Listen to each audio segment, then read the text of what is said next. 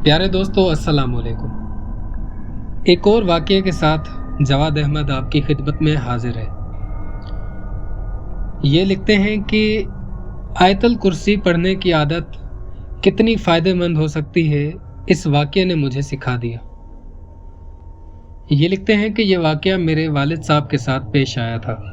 मेरे वालिद साहब की हमेशा से आदत थी कि वो जब भी घर से निकलते तो आयतुल कुर्सी पढ़कर निकलते थे, और हम सबको भी अल्हम्दुलिल्लाह ये आदत डाली हुई थी।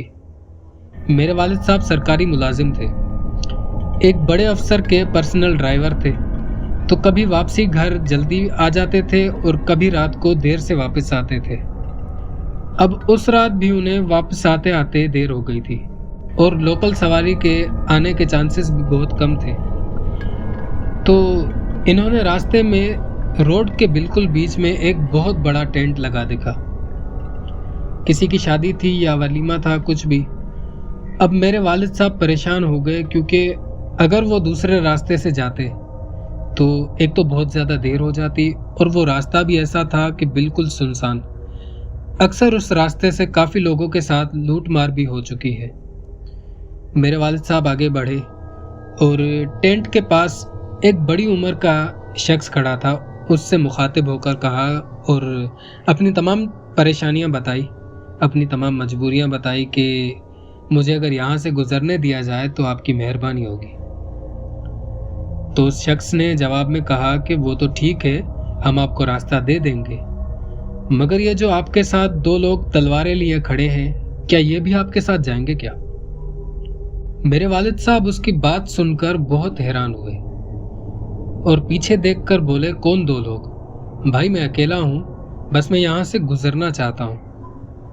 तो जवाब में वो शख्स बोला कि इस रास्ते से टेंट की दूसरी तरफ निकल जाओ, वहाँ से रास्ता है। मेरे वालिद साहब बहुत परेशान थे और उनकी सारी रात यही सोचकर गुजर गई कि वो शख्स किन दो लोगों की बात कर रहा था जिन्होंने तलवारें पकड़ी हुई थी, और वो सिर्फ उसे ही दिखाई दे रहे थे, मुझे क्यों नहीं दिखाई दे रहे थे। जब उन्होंने ये बात हमारे पास वाली मस्जिद के मौलवी साहब से कही तो मौलवी साहब ने बताया कि जनाब, वो शादी इंसानों की नहीं थी, बल्कि जिन्नात की तरफ से आपके लिए बिछाया गया जाल था, मगर आपको अल्लाह पाक के इस कलाम ने बचा लिया। बेशक वो, मगर आप जानते हैं आपकी इस आदत ने, आपकी आयतुल कुर्सी पढ़ने की आदत से, मगर आपको अल्लाह पाक के इस कलाम ने बचा लिया।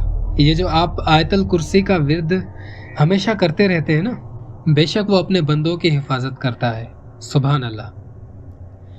तो दोस्तों, इस वाक़ये से हमें जो सीखने को मिलता है वो ये है कि आयतुल कुर्सी को पढ़ना अपना मामूल बना लें।